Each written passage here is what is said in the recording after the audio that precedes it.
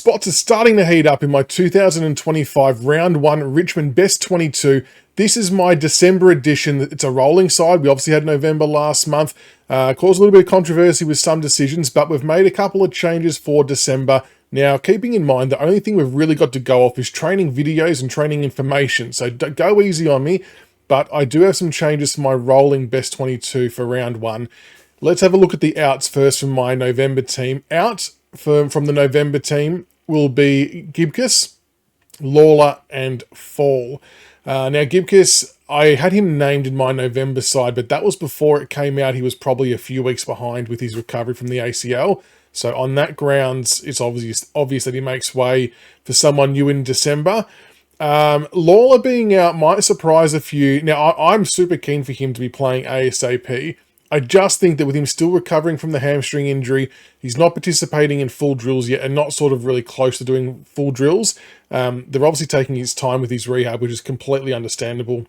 That coupled with the fact that he's not ever done a full football pre-season before, I just think he's probably going to be a little bit behind the 8 ball by the time the season rolls around in terms of a fitness base and things like that. So I just won't be surprised if he doesn't make it for round 1, but we still might see him early in the season. But I've got him as an out for my December team. And the other omission from my November team is Jonty Fall. I was obviously very keen to see Jonty play in round 1. I think he's going to bring a lot to the Richmond Footy Club. But there's just been someone else who I think has stepped up a little bit more that I think the club like the look of a bit more for an immediate impact. So Jonty might just have to craft his skills a little bit in the VFL initially, which is fine. We've got plenty of time up our sleeve. So here's the third omission from my November side. Looking at the ins for the December Round 1 2025 Best 22 team, we've got Jacob Blight coming in. Won the 2K time trial, is looking extremely good shape physically, but it's been his application and his dedication and hard work.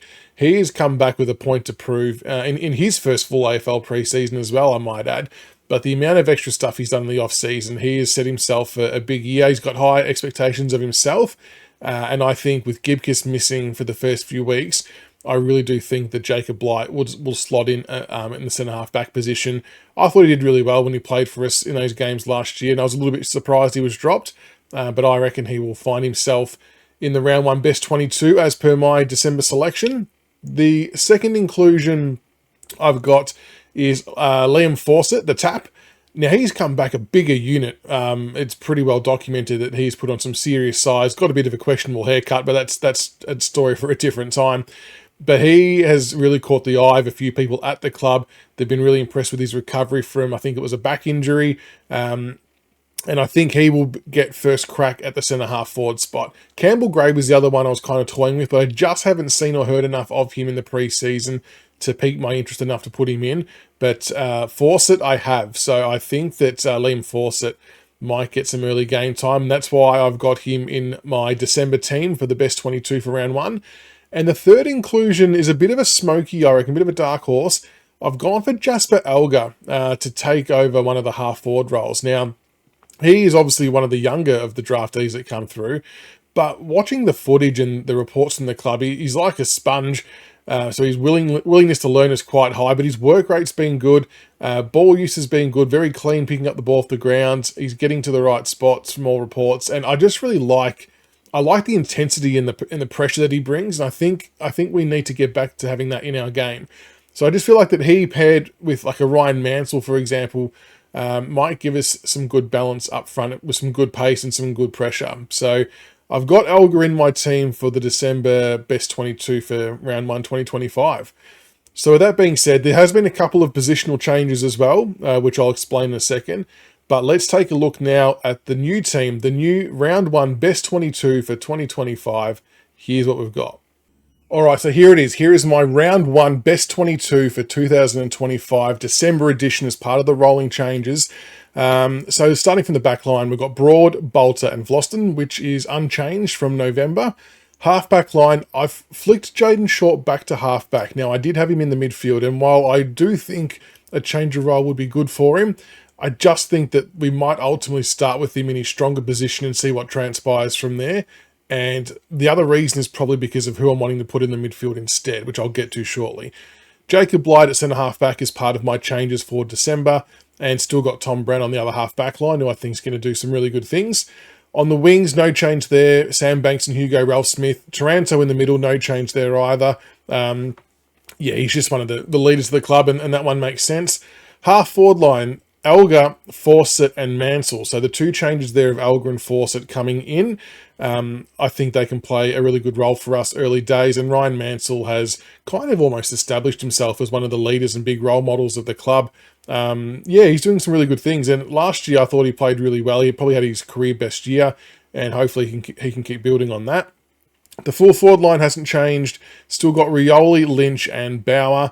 The ruck still Nankervis. The midfielder, we've got Prestia in the middle, and I've gotten Josh Smiley straight in the guts. Now, I had Smiley on the interchange to begin with, but from what you're reading and what you see from the training, it's honestly hard not to like what this kid does. And, you know, like I said in the previous video, I was probably a little bit hesitant about recruiting him to start with, just from little bits and pieces I'd seen, but an absolute humble pie moment. He's severely proved me wrong so far, and I understand it's only training and things like that, but you can only go off what we can see, and he's showing leadership, he's showing poise, he's showing good decision-making, good strength, and he's just fitting in really well, and he's completing all of the sessions as well. So he's probably in the most prime position to start. And I reckon just roll with it. Put him up against Cripps head-to-head, who's one of his mentors, and just let him play. It's a big-time game, and you just can't help but feel that someone like Smiley was made for the big-time moments. So I've got him in a starting midfield spot. On the bench, that leaves Trezise, who I've moved from the half-back to the bench. I still want him to get game time, so I didn't want to drop him altogether.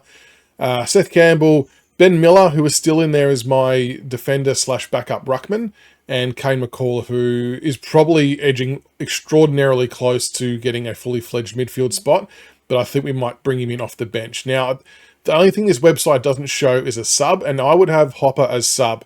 As I've said before, I don't think we can play Prestia, Hopper, and Taranto in the same midfield.